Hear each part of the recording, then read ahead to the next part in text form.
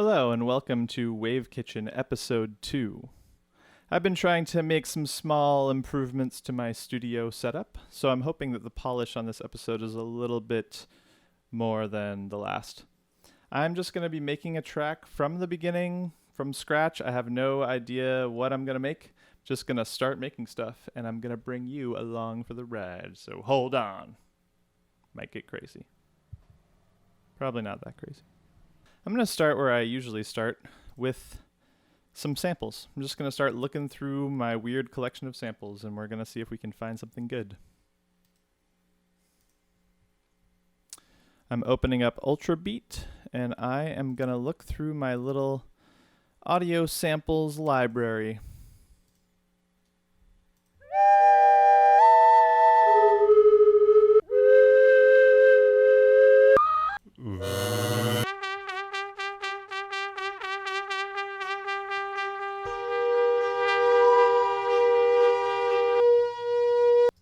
Okay, those kind of strangely go together, so I'm going to try that out. I'm changing the start point of the sample because the beginning is a little bit loud.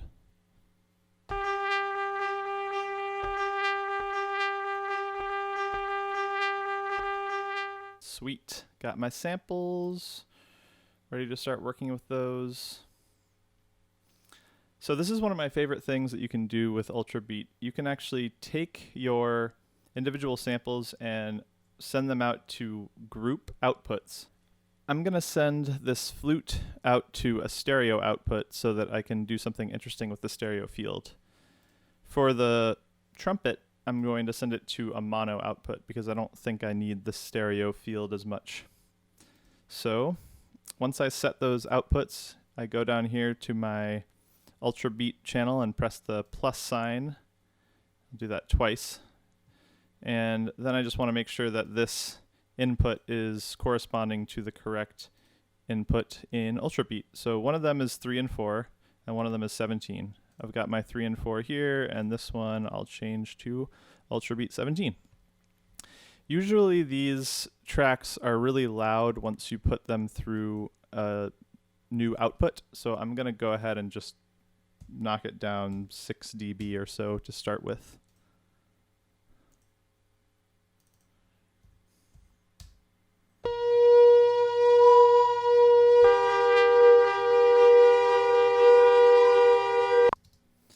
Beautiful.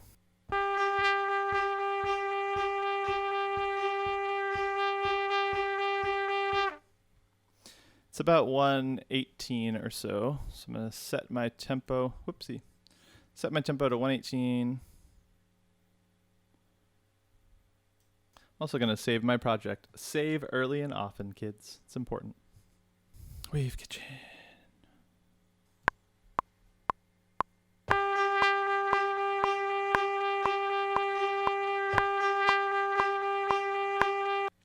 I think I need to adjust the start point a little bit. It's not looping quite right. Sounding a little loud to me still. I'm going to turn it down a bit. I'm going to create a bus here. I already have my bus set up for my main reverb, but I haven't actually created my reverb yet. So I'm going to go to my main verb channel. Oh, there it is. And my favorite reverb is the Space Designer. And a lot of times I just use the synthesized impulse response. So I'm going to go ahead and use that and set this to maybe 6 seconds and see how that sounds. Awesome. Okay, I'm going to try to find another sample that kind of goes with it melodically. Okay, there we go. It starts sharply and it kind of tapers off. That's what I was looking for. I'm going to try putting the flute sample through the reverb.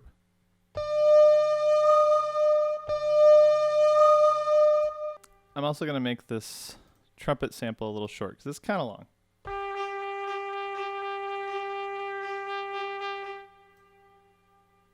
Much better.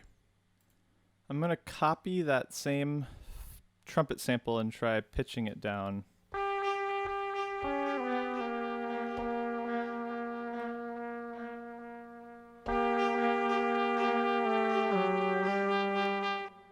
Well, that didn't really work, so never mind. Instead, I'm going to pitch down the flute sample because that is not rhythmic, so it won't mess up the rhythm as much.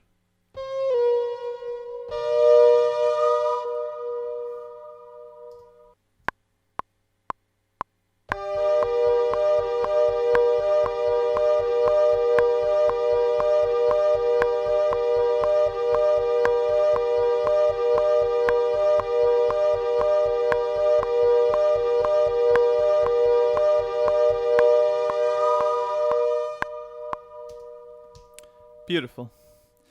It's a bit loud, needs some mixing help, but I like the general idea of it.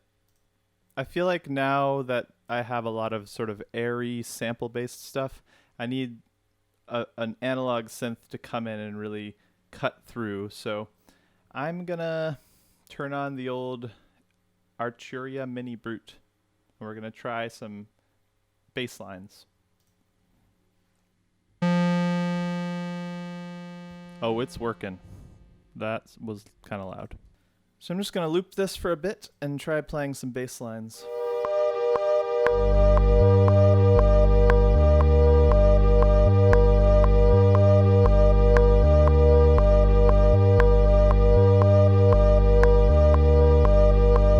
I like what I came up with, but I'm going to try to send some MIDI notes to the synth. That way I can play back the MIDI notes and I can twist all the knobs while I'm recording, and I can get a lot of different interesting sounds, and I can choose the best take from that.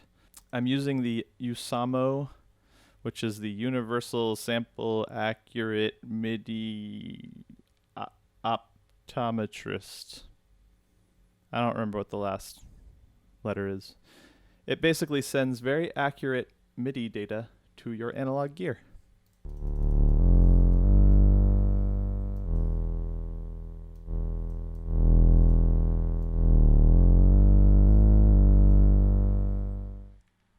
Okay, I got my little pattern. I'm going to loop it. Just see how it sounds.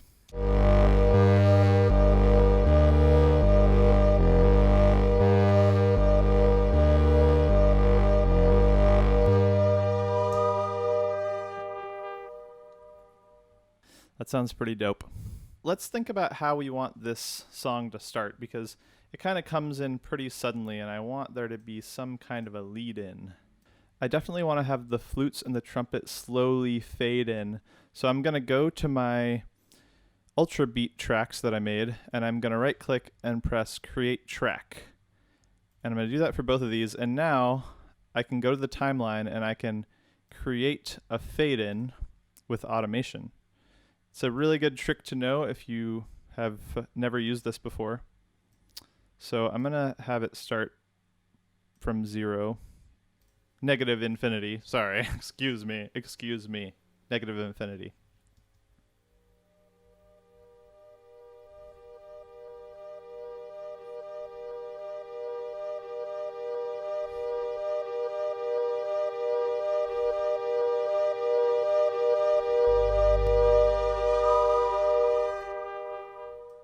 Sometimes I like to have a really weird kind of sample lead everything in. So I'm going to look through my samples. I might try to find a sample that I haven't even chopped yet and made usable. I have a lot of samples in my backlog of samples. You know, come on, I'm a wave collector. You got to be constantly collecting samples. Am I right? Am I right? That Neil, he's always out there.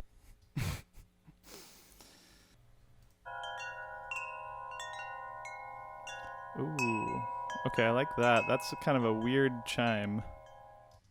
I'm sending this chime sample out to a stereo Ultra Beat track, and I'm going to put a gain plugin on it. I pretty much put a gain plugin on every track at some point, because you want to make sure you're controlling your gain staging at every step of the way. And unfortunately, this is one thing that I dislike about Logic, is that there's not sort of a built-in gain knob on each channel. I think that would be really useful, because I end up using a gain knob on almost every single track. Let's make this sample a little bit trippier. I'm going to do some tape delay.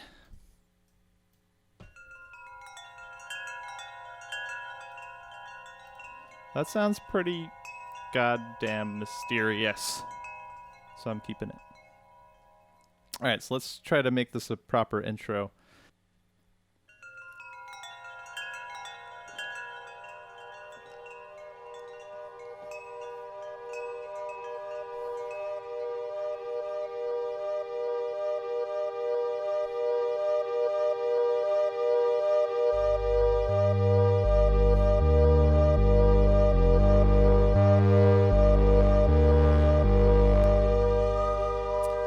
Sweet. It's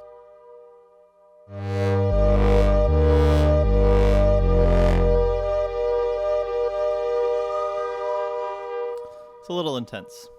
I'm gonna tone it down a tad, a tadpole, tone it down a tadpole. Now it's time to bring in some drums. It's a fun part. I got my drum sounds dialed in.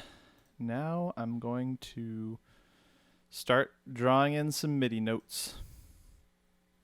I'm going to use a little trick where you can take a pattern and you can just repeat it multiple times. You go to Edit, Repeat Multiple, and you can set it for a beat or for a bar. I'm going to do something like, I don't know, 24. There we go.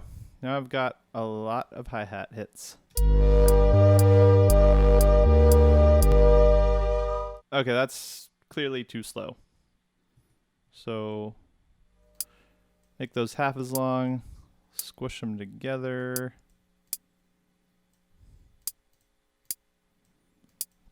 And we'll do the same thing. Repeat multiple.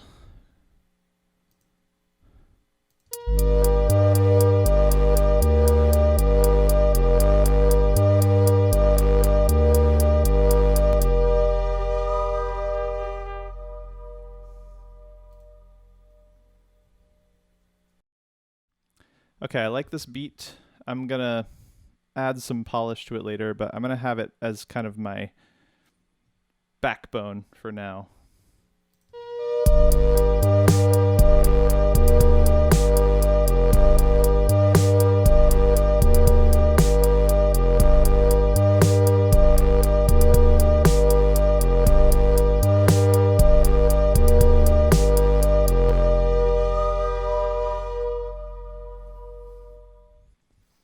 So next we're going to move on to the mini log, which is another one of my favorite synths.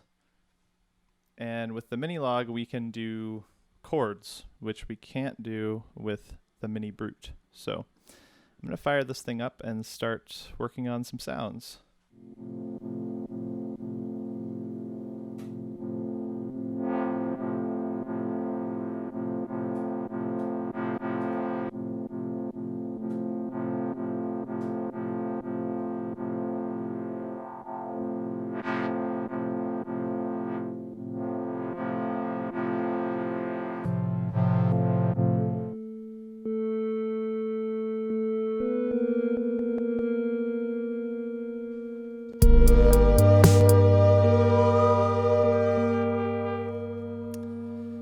Occasionally when I'm recording samples, I realize that the sampled instrument is a little bit out of tune, and I think that's what's happening here. So I have two options. I can either adjust the sample or I can adjust the synths. I'm going to see if I can adjust the sample and have it work out, but that doesn't always work. So let's see what we can do. Oh god, oh god, oh god. Don't panic. I started to panic, but then I found the don't panic button, so everything was okay. Okay, I think I finally got the tuning issues worked out. It's a little bit tricky. You just got to do a lot of trial and error, but I think I got it. So let's see how this sounds, and let's start writing some mini log lines.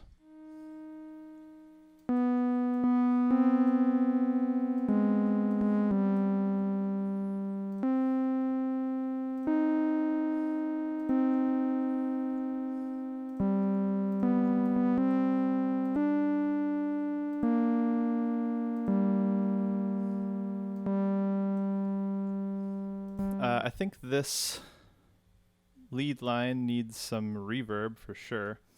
And now that I've added a few different elements, I think I need to kind of go back and mix things a little bit to put everything in its right place in the mix. Okay, so I think I've got a good beginning of a song here. Thank you for joining me. I'm going to play what I have so far so you can hear what it sounds like when it's all together and mixed a little bit. And this song will either feature in a new episode or it'll just become a song on an album and you'll get to hear it. And you, dear listener, will know the origins of this track. Anyways, let's listen to what we have.